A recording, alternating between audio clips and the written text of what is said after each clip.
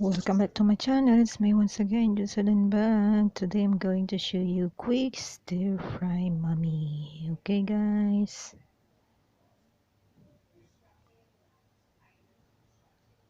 Here are all the ingredients: cabbage, mami, carrots, and frying shallot and ginger.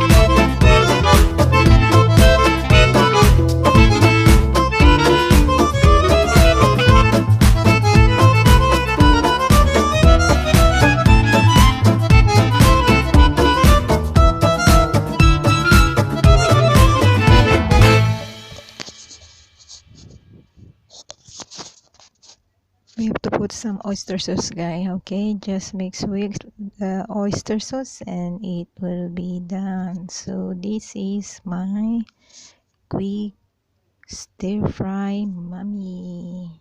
Just mix well and it will be done. Okay guys, it's ready to serve.